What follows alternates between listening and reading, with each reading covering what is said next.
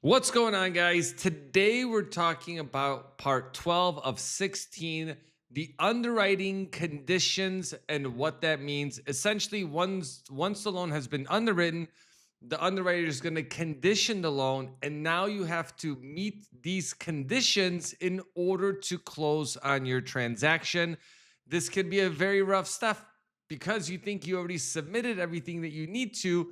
Now all of a sudden there's this whole list of new documents you need to submit, and that's what we're going to review today. My name is David Piatek. I am a loan officer and able to help you utilize that amazing VA home loan. You can schedule a call with me down in the description below, so you can gain our knowledge that you watch on YouTube in your own transaction. So let's dive right into it. So this step can be a nerve-wracking process because now your loan is becoming very real.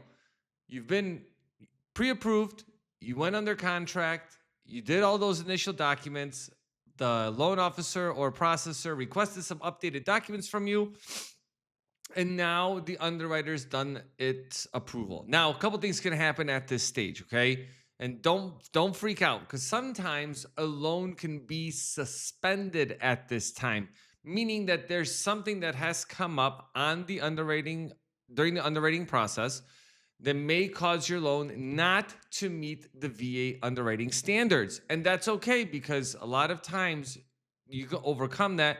But this is why you need to have a good team that can look through all those documentation ahead of time. And most of the time, things are caught before that happens. But sometimes it could just be small, nuanced things that happen.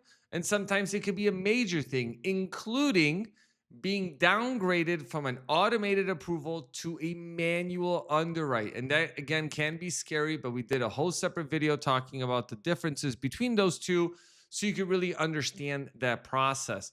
Now, that does rarely happen, but it can, because we get calls from folks that reach out to us online that are going through the transaction, even though they may not be working with us at that time because they didn't see these types of videos before. And they'll be like, hey, what's the problem with my transaction? What is your opinion of it? And most of the time, talking with people, we can get down to, okay, this is what's happening. This is why a lender can't use this, or they should have never issued the pre-approval. But regardless, it's something that you can overcome for the most part.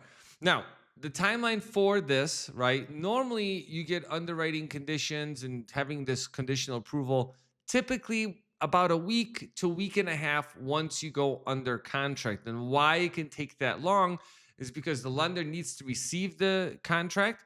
They need to disclose the loan. You and the lender has to sign it, and then it's submitted to processing. Processing can take 24 to 48 hours, and then it's submitted to underwriting, and then again another 24 to 48 hours. Especially if you go in their contract like on a Wednesday, you may not see a conditional approval till the following Friday, so kind of keep that in mind.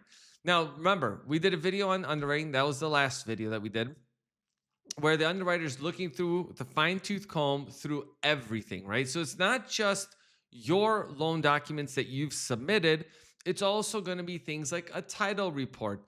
If the appraisal's back, they're going to review the appraisal. Well, actually, a SAR will, but they may condition it, and then the underwriter is going to overlay that on the conditional approval.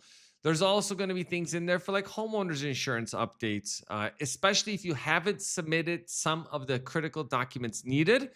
Then again, they can condition it. It's a long list, even if your situation is simple, because there's so many back-end operations that need to happen in order for your loan to close. Now, a couple of things to note with that. If issues do come up, a lot of times they're related to the VA handbook. Sometimes they could be lender overlays, right? So even though the VA may allow something, it doesn't mean that that investor allows for that. And most of the time, like if you're working with a broker or a bank, they normally have multiple products in the background, right? You don't see that because you may just see one lender, but in the background, they may have 20 or 40, 50 investors that they work with, and they're trying to match your situation with that investor. There's also times, and this is something really important to understand, that with one investor, you could be denied because of, let's just say an employment history.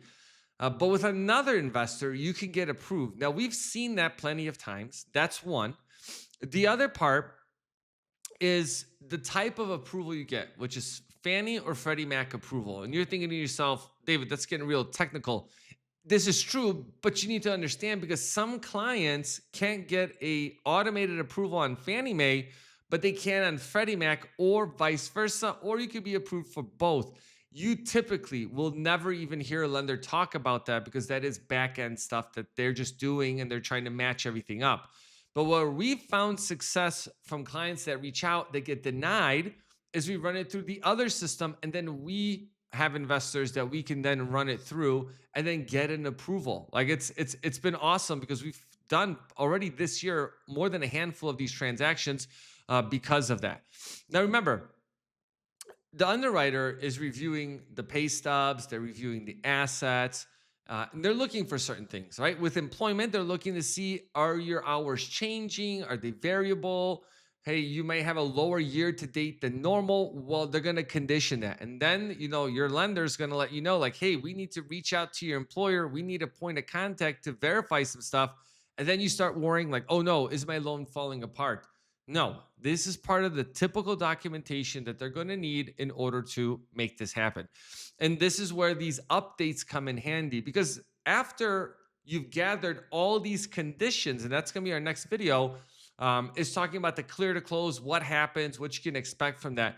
But essentially, once you've gotten all the conditions together that are required, right? Not just you as a borrower, but sometimes it's just getting the VA mandatory clause, getting the termite inspection, paid invoices, the title report, like I've mentioned.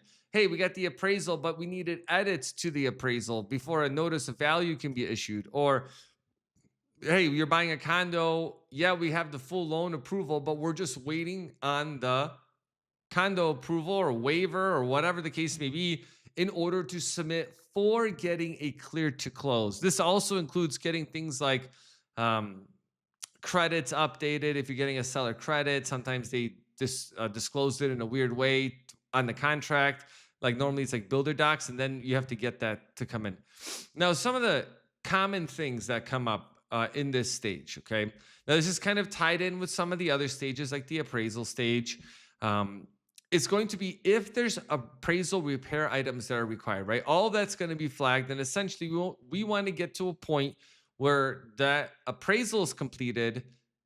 Any repairs that are required are then completed. Appraiser goes back out and issues a clear title, or not title, clear appraisal report. Now, clearing a appraisal normally is much quicker with that than that. Same thing with like homeowners insurance. Sometimes people won't get enough insurance because they're trying to drive down that cost. And the lender may say, hey, we need to get that updated. So again, a lot of that stuff isn't necessarily concerning. And you shouldn't be worrying about at that stage, like, oh, is my loan going to get denied? Now, what can happen is if they condition for certain things and you can't meet those things, then there can be a potential.